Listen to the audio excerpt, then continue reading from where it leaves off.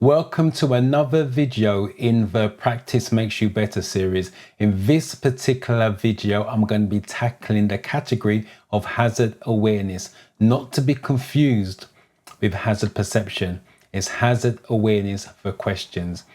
Using my app of choice, which is Driving Test Success, I'm going to be doing a 30-question mock test, breaking it down for you, giving you hints, tips and tricks along the way, and giving you some visual clues where possible. So let's not waste any more time. Let's jump on my iPad and get started. Why should the junction on the left be kept clear? Now, if you're using the app, the 4-in-1, as I always say in the videos, you can enlarge the image. So always read the question first, then look at the image, get some clues from that sometimes, and then go to your answers. So they're talking about the junction on the left. The reason why you leave junctions clear is to allow cars to go in and come out, so not to block it, courtesy. So again, just read the question. Why should the junction on the left be kept clear? To allow vehicles to make a U-turn, no. To allow the bus to reverse, no. To allow vehicles to enter and emerge. Just in case you didn't know, emerge is coming out. And to allow vehicles to park, no. What type of vehicle uses an amber flashing beacon on a dual carriageway? Now, I have done a video with all the coloured beacons, so if you haven't seen that video, I'll leave the link up here somewhere so you can go off and watch that video. It gives you the full details. But in this case, it's flashing amber. Flashing amber is for slow moving vehicles. So a doctor on call, no, that would be green, by the way. A fire engine, no, that would be blue. A tractor, yes, that's slow moving. And an ambulance, again, that would be blue. But remember, I'll leave the link up here for you guys to go off and watch that particular video on all the beacons, giving you more detail. You intend to turn left at the traffic lights. What should you do just before turning? So always, like I said, if the image could be enlarged on your app that you're using, if you're not using the 4-in-1, enlarge it, get looking for clues. So you're also looking for golden nuggets in the question. So this one says you intend to turn left at the traffic lights. That's the clue, turning left. Right, move out to the right. No, because you're turning left. Check for bicycles on your left. Safety facts. Remember the filter is about safety. So you're checking for bikes on your left. It's got left in the question. So that's a possible. Move up closer to the car ahead. That can't be safe. So no. And check your right mirror. Remember, you're turning left. So you're looking for something linked with left, which is the one we picked. So that's how you break down looking for the right answer sometimes. Look for golden nuggets in the question as well. What's the main hazard the driver of the red car arrow should be aware of? Enlarge the image. So the arrow, the red car, bus is moving off, or pedestrians is the key there. So it's one of those type of things that we're looking for. Glare from the sun may affect the driver's vision, no. The black car may stop suddenly, no. The bus may move out into the road, yes. Oncoming vehicles will assume the driver is turning right, no. Which road user has caused a hazard? So again, enlarge the image.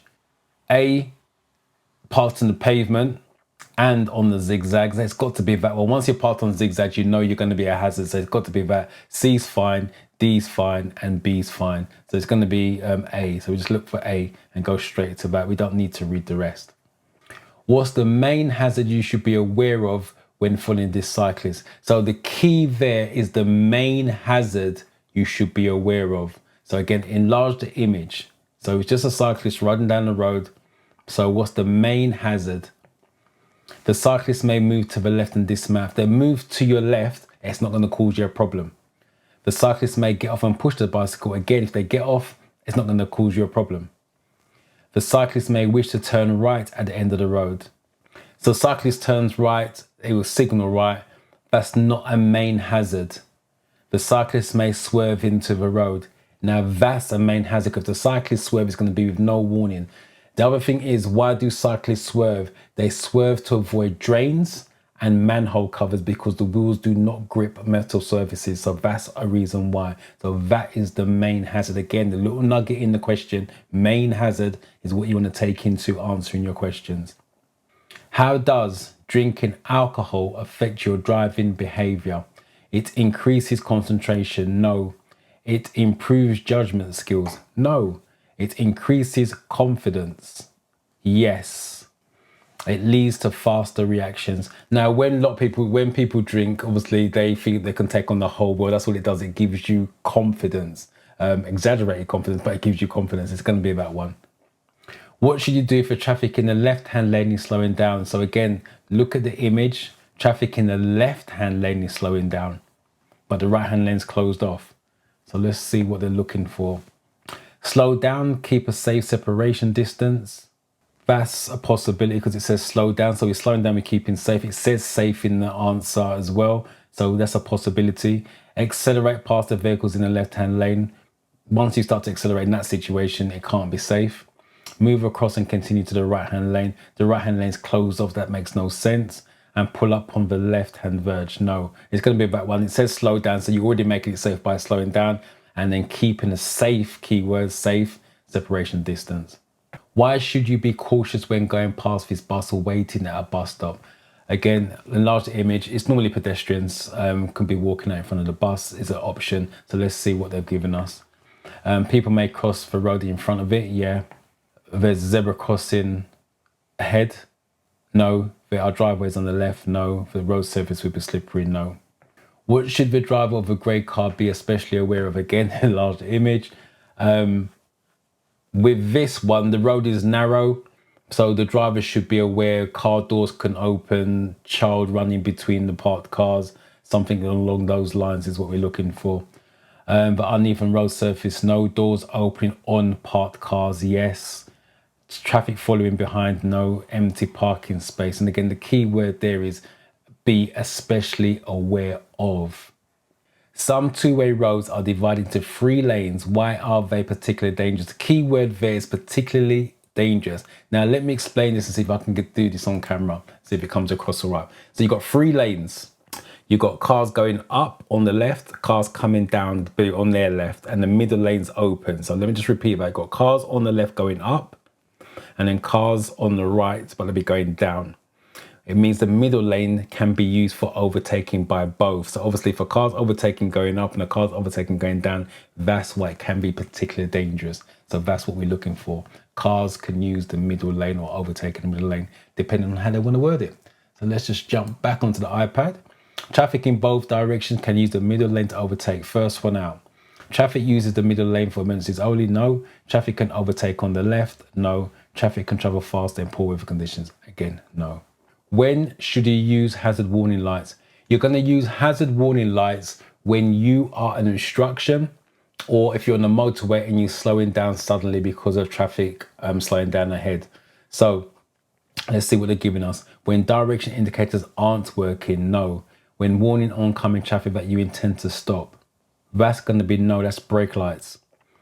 When you're double parked on a two-way road, that's a possible, because you're double parked, but you shouldn't be parked on a double parked on a two-way road.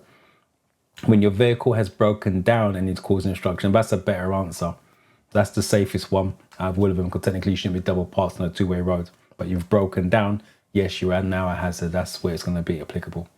What will be a serious distraction while you're driving? So a serious distraction, looking at road maps, that's a serious distraction. Using your windscreen washers, no. Switching on your demister. If you didn't know, demister is clearing the windscreen. It's basically turning your heater on to clear your windscreen, which is also part of your driving test. And looking in your door mirror, no. So it's going to be the first one. Looking at maps while the car is in motion, that can be a serious distraction. Which type of vehicle should you be ready to give way to as you approach this bridge? Again, enlarge the image. They're talking about the height of the bridge. So they can do it as a bus, because it asks you which vehicle, a lorry, or they can do it collective and say a high-sided vehicle. So let me just repeat that. They can give you the answer as a bus, because it's high-sided, a lorry, because it's high-sided, or they can do it collective and just give you high-sided vehicles. So let's see which option they're giving us. Buses, that's the first one out. Motorcycles, no, that's going to stay to the left. Bicycles, no, can stay to the left. And cars, again, can stay to the left. So it's buses that's going to drive down the middle because they need to get through evenly. What should the driver of the car approaching the crossing do? So again, enlarge it. Someone's looking to cross. It should slow down and be prepared to stop is the answer for that one. Sound the horn, no. Slow down and get ready to stop, yes. Drive through quickly, no. Continue at the same speed, no. You're driving on a one-way street. What should you do if you realize you've taken the wrong way? Again, you can still enlarge the image. It's a one-way street. There's not much information on that. But what should you do if you realize you're taking the wrong route? Turn around in the side road? No, because you're still going to be going the wrong way when you do turn around. Reverse out of the road? No. Reverse into a driveway? No. Continue and find another route? Yes. What should you do as you approach this cyclist? Cyclists, remember, if they can signal left or right, but they will take a different direction to a car. They won't always, this case, signal right, stay to the right like a car would. They can signal right and stay to the left. So stay behind, be patient, something along those lines. Because it says, what should you do? Try to overtake before the cyclist gets to the junction? No. Flash your headlights at the cyclist? No. Rev your engine so the cyclist knows you're falling behind? No. Slow down and allow the cyclist to turn? Yes. A driver's behavior has upset you. How can you get over this incident safely? Calm down, simple as that. Shout abusive language? No. Stop and take a break? Yes. Take a break, chill out. Follow them, flashing your headlights? No. Gesture to them with your hand? No. Yeah, if someone's upset you, don't let them upset you. There's idiots out there, that's fact. But don't let someone spoil your day. Just get on with it, chill out. You're invited to a pub lunch. What should you do if you know that you'll have to drive in the evening? Don't drink any alcohol at all. That's the best advice. Have some milk before drinking alcohol? No. Eat a hot meal with your alcoholic drinks? No. Avoid mixing your alcoholic drinks? No. Just don't drink. If you know you're going to be driving, just don't. Not worth taking a risk. Why are place names painted on the road surface? To warn of oncoming traffic? No. To help you select the correct lane in good time? That's the safest option. To prevent you from changing lanes? No. To restrict the flow of traffic? Again, no.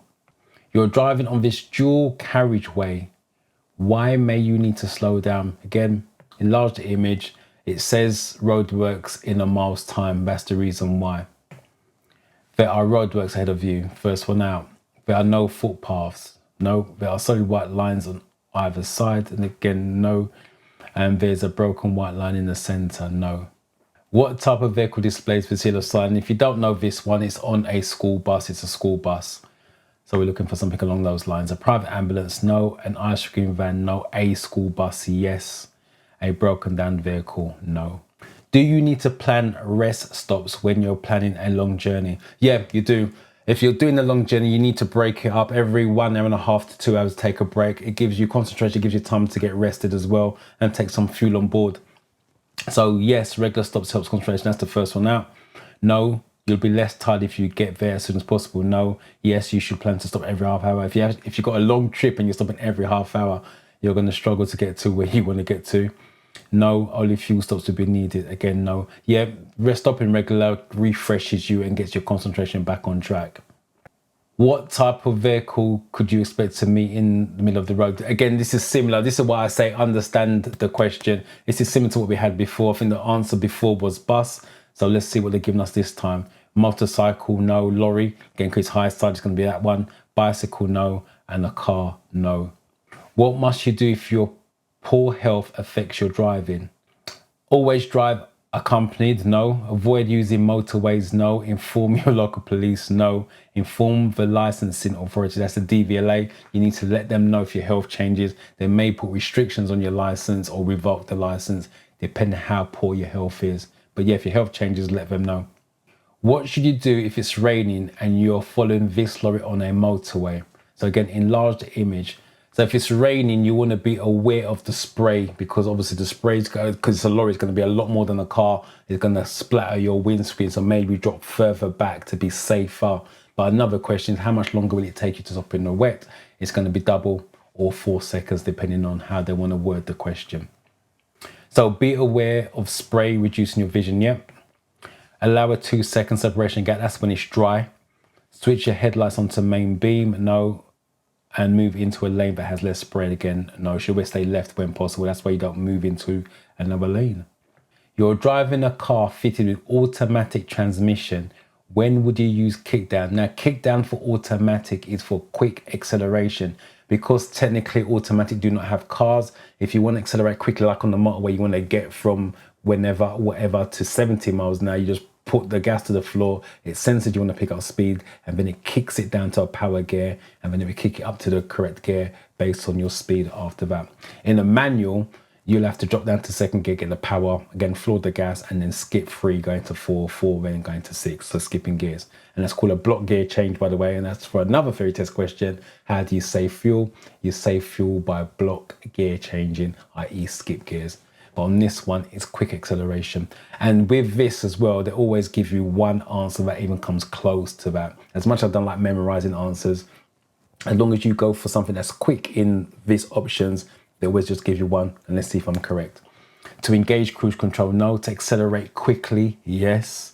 To brake progressively, no. To improve fuel economy, yeah, it's always going to be something along the lines of quick acceleration, and that's the one you want to go for. Why should you make allowances for older drivers? Their reactions are slower. Apparently, when you get older, your reactions get slower. I'm getting older, but my reactions are still there. Touch wood. Anyway, question, why should you make allowances for older drivers? Older drivers' reactions may be slower than others. There you go, straight out the back.